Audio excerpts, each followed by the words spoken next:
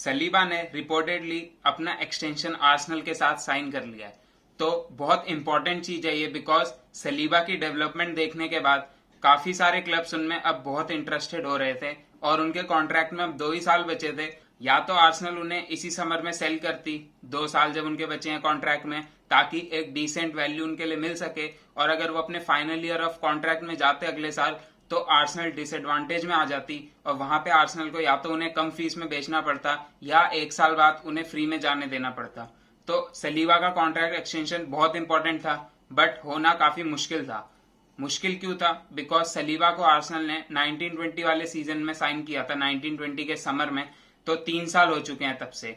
जब सलीबा को साइन किया था ऑलमोस्ट 27 मिलियन पाउंड्स में साइन किया था। एक 18 साल के यंगस्टर को 27 मिलियन पाउंड में आपने एक फ्रेंच क्लब से साइन किया, तो बहुत बड़ी बात थी। सेंट एटनीस से ही साइन करके उन्हें वापस लोन पर भेज दिया था, बिकॉज उनके कुछ फैमिली में इशू थे और उनको थोड़ा तब इंग्लिश बोलने में भी प्रॉब्लम थी।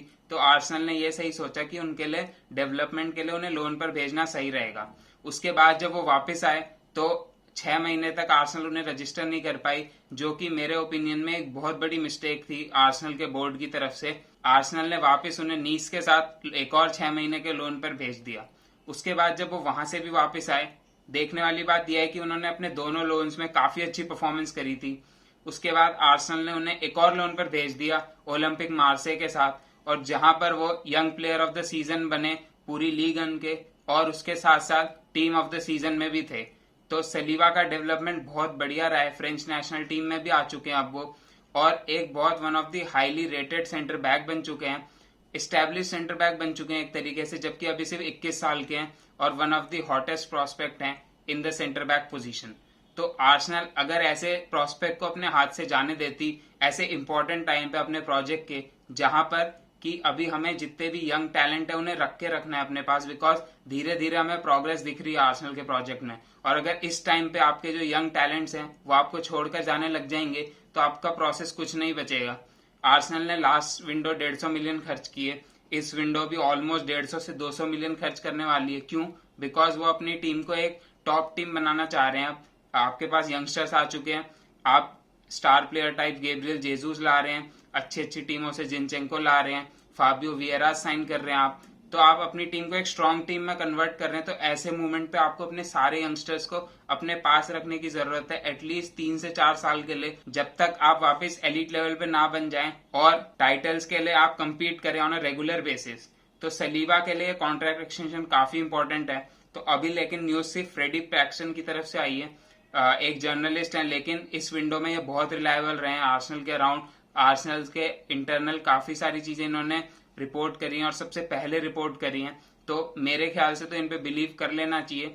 बिकॉज हमने पहले भी जब वो आए थे तब उनके एजेंट को आते हुए देखा था, उनके एजेंट ने जहां पर कॉन्ट्रैक्ट साइन होते हैं उस रूम की फोटो भी डाली थी। हमने ये भी देखा था कि जो वीडियो बन रही थी वहां पे किसी के कॉन्ट्रैक्ट की या फिर किसी के एक्सटेंशन की या किसी न्यू साइनिंग की, तो वहीं से हमें लग रहा था कि हो सकता है बुकायो साका या सलीबा की हो सकती है। ऐसी रिपोर्ट्स पहले भी आई थी।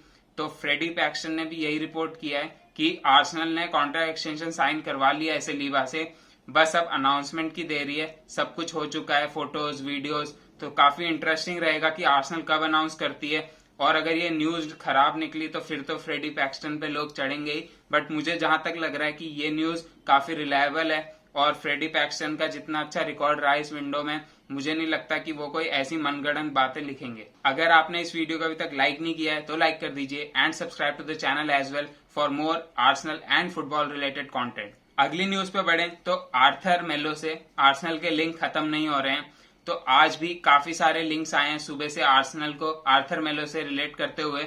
जितनी भी रिपोर्ट्स आई हैं उसमें यही लिखा है कि आर्सेनल आर्थर को लोन पर साइन करना चाहती है और यूवेंटस भी उन्हें अपनी वेजेस से निकालना चाहती है, बिकॉज यूवेंटस का जो वेज बिल है वो काफी इन्फ्लेटेड है और आर्थर मेलो भी एक अच्छी खासी वेजेस पे है। तो देखना रहेगा कि क्या आर्सेनल आर्थर मेलो को साइन करती है। पर्सनली मेरे ओपिनियन में मुझे कोई प्रॉब्लम नहीं होगी अगर आर्सेनल उन्हें लोन पर लाती है, बिकॉज अगर हम वो पैसा किसी एक अच्छे क्वालिटी के विंगर पे खर्च करें उससे हमारा अटैक और स्ट्रेंथन हो जाए और हमें और गोल्स मिले, और आर्थर हो या टीलमंस हो मेरे ख्याल से उतना फर्क नहीं पड़ेगा। डेफिनेटली टीलमंस आपको प्रीमियर लीग का एक्सपीरियंस लाके देंगे, बट उनकी भी जैसी परफॉर्मेंसेस रही हैं, मैं कुछ ज्यादा एक्सपेक्ट नहीं करूंगा टीलमन से भी। फब्रिसियो रोमानो ने लेकिन अभी एक उनकी जो वीडियो आई उसमें इस बात को बिल्कुल खारिज कर दिया है कि there are rumours around Arthur, but अभी तक यूवेंटस और आर्सेनल के बीच में कोई डायरेक्ट टॉक शुरू नहीं हुई है। तो दोनों तरफ से काफी कंफ्लिक्टिंग रिपोर्ट्स आ रही हैं। जितनी भी जो पॉजिटिव रिपोर्ट्स आ रही हैं वो सब इटालियन सोर्सेज से आ रही हैं, और हमें पता है कि इटालियन सोर्सेज कितने शेडी होते हैं, तो इसीलिए मैं बिलीव नहीं करूंगा इटालियन सोर्सेज पे। पर रोमानो के भी आजकल मुझे आर्सेनल के अराउंड काफी सारे एकदम ऑपोजिट सोर्सेज लग रहे हैं या ऑपोजिट व्यूज लग रहे हैं। तो काफी इंटरेस्टिंग रहेगा, या तो रोमानो के सारे जितनी भी उन्होंने इन्फॉर्मेशन दी है वो सच निकलेगी, या सारी उनकी रिपोर्टिंग काफी हिट एंड मिस हो जाएगी। बिकॉज उन्होंने सलीबा पे भी अभी जो उनकी लेटेस्ट ट्वीट आया उसमें ये कहा है कि सलीबा वाला अभी पूरा कंप्लीट नहीं हुआ है, जबकि फ्रेडी पैक्सटन जो कि आर्सेनल के काफी क्लोज हैं उन्होंने ये कहा है कि हो चुका है सब। तो देखना रहेगा कि कौन सही होगा। मुझे तो फ्रेडी पैक्सटन पे ज्यादा भरोसा है। एक तो उन्होंने पॉजिटिव न्यूज दी है, उसके साथ साथ उनका आर्सेनल के अराउंड रिकॉर्ड बहुत अच्छा रहा है इस विंडो में। उसके साथ साथ टीलमंस में डेविड ऑनस्टीन का जो अभी लेटेस्ट अपडेट आया उसमें यह कहा है कि लेस्टर सिटी को 25 से 30 मिलियन चाहिए फॉर यूरी टीलमंस। एक ही साल बचा है उनके कॉन्ट्रैक्ट में, और आर्सेनल का अभी भी उनमें इंटरेस्ट है, और जो प्लेयर है उसकी priority is also to join Arsenal, वो भी आर्सेनल आना चाहते हैं। बट जो अभी लेटेस्ट अपडेट ये है कि आर्सेनल को पहले अपनी मिडफील्ड से कुछ प्लेयर्स को ऑफलोड करना पड़ेगा, उसके बाद ही वो यूरी टीलमंस के लिए जाएगी। तो ये काफी इंटरेस्टिंग है, बिकॉज आर्सेनल की जो करंट टीम है वो मेरे ओपिनियन में भी बहुत इन्फ्लेटेड है, बहुत ब्लोटेड है। बहुत सारे एक्स्ट्रा प्लेयर हैं like Torreira, Maitland Niles, Pepe, Leno, Bellerin. There are lots of extra player in the team जो बहुत अच्छी खासी वेजेस पे हैं। तो मेरे ख्याल से आर्सेनल अब उनको निकालना शुरू करेगी। इंपॉर्टेंट प्लेयर साइन कर चुके हैं, जो एक दो साइनिंग और बची है मेरे ख्याल से वो तभी होगी अगर आर्सेनल इन प्लेयर्स को निकाल पाएगी। उसके साथ साथ जो विंगर है अभी उस पर कोई अपडेट नहीं है फब्रिसियो रोमानो की तरफ से। जो उनकी अभी लेटेस्ट वीडियो आई उसमें भी उन्होंने यही बात बोली कि उनको अभी भी कोई विंगर के अराउंड न्यूज नहीं है, और जल्द से जल्द वो कुछ विंगर पे नेम लाने की कोशिश करेंगे कि आर्सेनल कौन से विंगर में इंटरेस्टेड है। बट उन्होंने यही कहा है कि आर्सेनल अपनी बिजनेस को काफी क्वाइट रख रही है और वो किसी कोई भी लीक्स नहीं होने दे रही है। तो ये काफी इंटरेस्टिंग है, बिकॉज हमने देखा भी है कि फाबियो वियरा वाली साइनिंग भी अचानक से हो गई, जिनचेंको वाली साइनिंग भी बहुत जल्दी हो गई। मतलब एक बार बोल दिया था कि आर्सेनल का इंटरेस्ट खत्म हो चुका है, बट उसके बाद जैसे ही आर्सेनल ने मार्टिनेज पे मिस किया तुरंत आर्सेनल ने जिनचेंको को साइन कर लिया। तो आर्सेनल एडू के अंडर अपना बिजनेस तो काफी क्वाइट रख ही रही है। तो देखना रहेगा आर्सेनल कौन से विंगर के लिए जाती है, बिकॉज ये तो कंफर्म हो चुका है कि आर्सेनल एक विंगर के लिए जाएगी, बट अभी किसी को पता नहीं है कि कौन से विंगर के लिए जाएगी। जो एक नाम निकल के आया है कुछ सोर्सेस से जिनकी कोई रिलायबिलिटी खास है नहीं, वो है कोडी गाक्पो। तो मुझे तो लगता है ये नाम इसलिए आया बिकॉज आर्सेनल इनिशियली इंटरेस्टेड थी इनमें, बट उसके बाद आर्सेनल ने ऐसा कोई इंटरेस्ट दिखाया नहीं है। तो कोडी गाक्पो एक 23 साल के विंगर हैं, नेदरलैंड नेशनल टीम में भी खेलते हैं और पीएसवी के लिए खेलते हैं इन अर्डवीजी। उनका काफी अच्छा सीजन गया है, मेरे ख्याल से उन्होंने 25 गोल एंड असिस्ट किए थे अर्डवीजी में इस सीजन। 6 फुट 1 इंच के हैं, लेफ्ट विंग और राइट विंग दोनों पे खेल सकते हैं, बट मेरे ख्याल से मेजरली लेफ्ट विंग पर खेलते हैं और एज ए स्ट्राइकर भी खेल सकते हैं। तो प्रोफाइल तो काफी अच्छा है कि हमें एक फिजिकल प्रेजेंस चाहिए आगे, तो कोडी गाक्पो वो हो सकते हैं। बट मुश्किल लग रहा है मुझे कि आर्सेनल अर्डवीजी या डच लीग से एक प्लेयर लाए। जहां तक मुझे लग रहा है Arsenal Premier League winger try कर रही है। मैं तो चाहूंगा आर्सेनल पेड्रो नेटो के लिए जाए, वुल्व्स के जो प्लेयर हैं, बट वो भी एक एसीएल से वापस आ रहे हैं और उनका प्राइस टैग भी काफी हाई होगा। तो देखना रहेगा उसके लिए आर्सेनल जाती है नहीं जाती।